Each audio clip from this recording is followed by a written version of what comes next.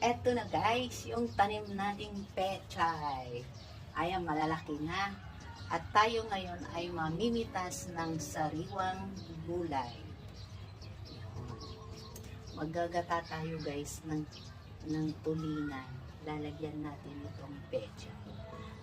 Ayan guys, so hindi na natin bibilhin. Libre na, sariwa pa, organic pa.